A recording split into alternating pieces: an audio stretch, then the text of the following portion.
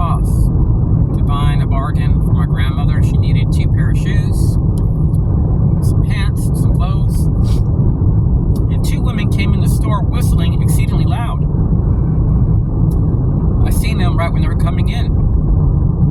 I didn't pay them too much notice until they came to a complete stop and stopped whistling right there where me and my grandmother are at, on the side of an aisle looking at clothes. And every time we go there, we always buy shoes or clothes. So the lady to the right gets on the phone and asks to speak to the store manager for Ross. And when she hangs up, she tells her partner the store manager is in a meeting. We can't have him singled out. We can't have him singled out. And they stayed right there for about 35 seconds, just staring at me intensely. And I had a little device on my side. Typically, I'll wear a police body camera, but I had a little SQ11 and my DVR camera watch recording.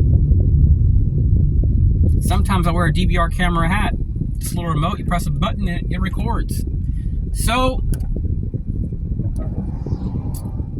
I started thinking about something when this occurred, because 2 weeks prior I took my grandmother there again to buy stuff for her.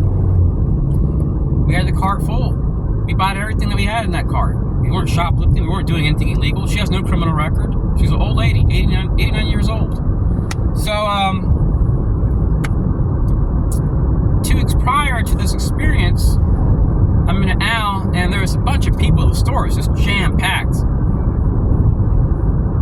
And the manager is trying to get through all these people, and he walks right up to me at all these people and says, "Hey, can I help you?" In a real sarcastic manner with all his sheep teeth showing. He goes like this right here. And I was like, "No, but thank you." And when he walks away, he gives this nasty grin. So it just made me think, what's going on here? This is very unusual.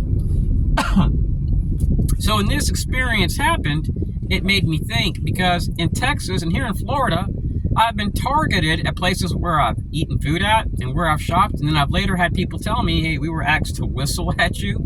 A lady at the Dollar Tree told me. And I couldn't figure out what was going on, but every time I went there, the same lady kept showing up. And she has ties to a guy that works for waste management.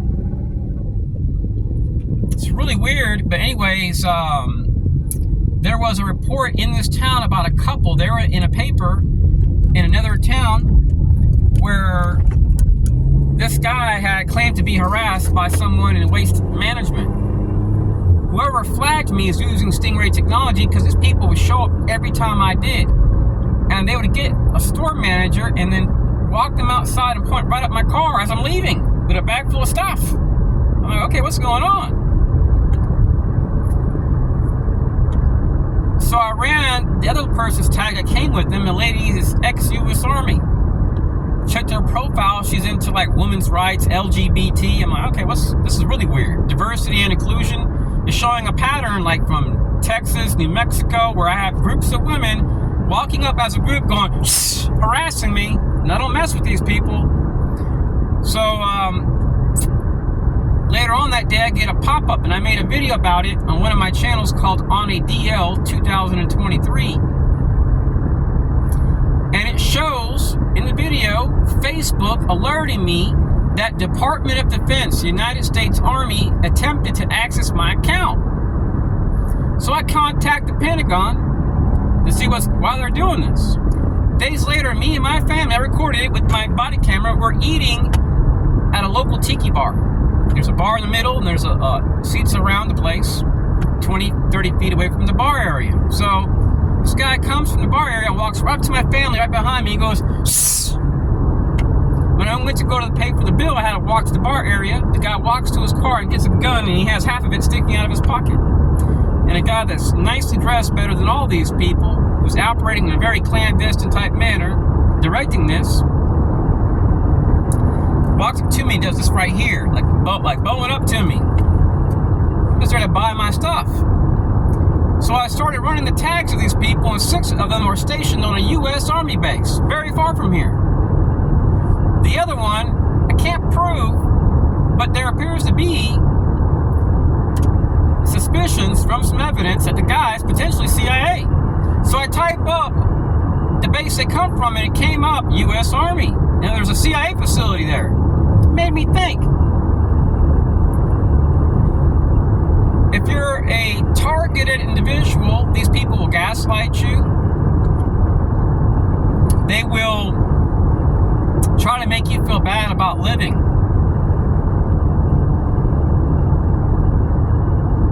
They don't want you to enjoy life. Simple as that. I don't hurt them. I don't harass them. I'm just letting people know their intentions. They don't want you to enjoy living. These are people that are into torture. They're sadistic. They're evil. They will conceal evidence of their activities. They outsource.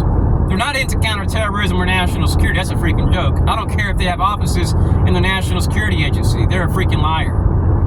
They're harassing people that have no ties to terrorism, that are clearly asking the government, every government agency, for help. They're a fraud.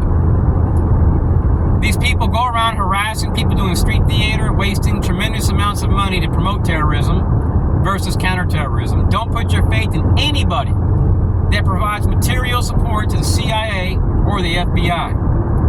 None of them. While many of them may be good, you can't trust these agencies. You just can't. Because they'll be the first ones to slam the phone on you. State after state. So I'm on my own.